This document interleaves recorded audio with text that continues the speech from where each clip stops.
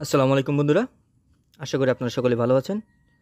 আজ আমি এমন একটি টপিক নিয়ে আলোচনা করব, সেটা হচ্ছে আপনার জিমেল অর্থাৎ গুগল অ্যাকাউন্ট। এই বিষয়টি যদি আপনি নিরাপদ না রাখতে পারেন, তাহলে আপনার সকল তথ্য কিন্তু ইনসিকিউর থেকে যাবে। আপনি কিভাবে আপনার জিমেলটা নিরাপদ রাখবেন, অর্থাৎ অন্য কারো অ্যাক্সেস থেকে নিরাপদ রাখবেন, সেই বিষয়টি আজকে আমি আপনাদেরকে দেখানোর চেষ্টা করব। আশা করি ভিডিওটি স্টেপ বাই স্টেপ দেখবেন। এবং ভিডিওটি শুরু করার আগে আপনার প্রতি আমার একটা রিকোয়েস্ট থাকবে, আপনি যদি আমার চ্যানেল নতুন দর্শক হয়ে থাকেন তাহলে অবশ্যই চ্যানেলটি সাবস্ক্রাইব করে দেবেন। তো চলুন শুরু করা যাক। প্রথমত আপনি যেখান থেকে সেটিংস অপশনটা দেখবেন, সেখানে সেটিংসটা সিলেক্ট করে নেবেন। এই সেটিংসটা আমি সিলেক্ট করে নিলাম। তারপর এখান থেকে এসে আপনারা দেখবেন কোথায় আপনার গুগল অ্যাকাউন্টটা আছে, অর্থাৎ এখানে যেখানে আপনি গুগল অপশনটা দেখতে পারবেন সেটা সিলেক্ট করে নেবেন।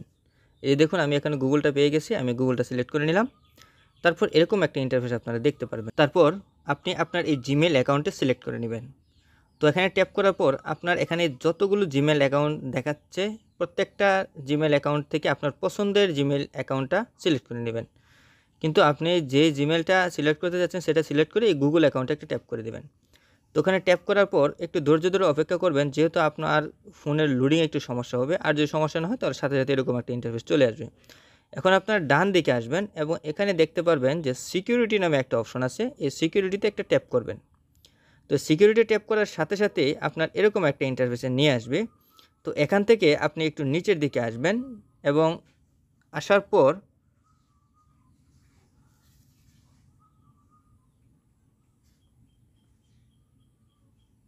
এই যে দেখতে পাচ্ছেন ম্যানেজ অল ডিভাইস, এটাতে একটা ট্যাপ করবেন।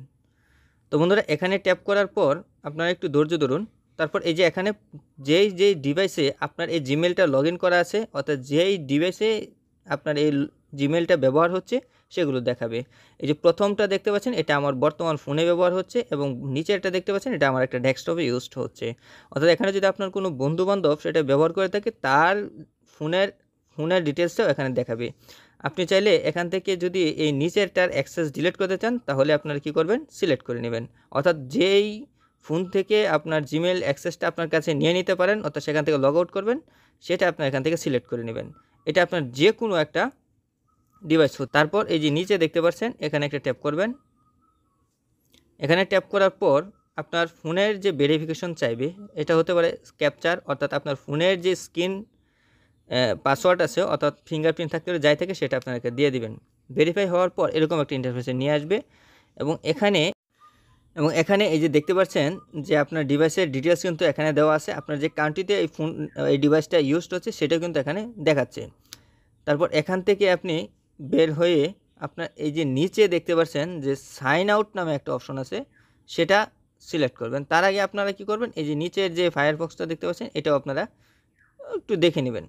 ওই সাইন আউটে ট্যাপ করার সাথে সাথে আপনার এরকম একটা ইন্টারফেসে নিয়ে আসবে। তো বন্ধুরা, এখন আপনারা কী করবেন, এই যে আপনার যে ডান সাইডে যে গ্রিন করে লেখা দেখাচ্ছে যে সাইন আউট, এখানে যদি আপনি ট্যাপ করেন তাহলে কিন্তু আপনার ফোনের যে আপনার যে জিমেলটা ওই ডিভাইসে ইউজড হচ্ছে সেটা কিন্তু অলরেডি অটোমেটিকলি আপনার এখান থেকে লগ আউট হয়ে যাবে, যার ফলে সেই ব্যক্তি কিন্তু সেই ডিভাইস থেকে আপনার জিমেলটা ইউজ করতে পারবে না।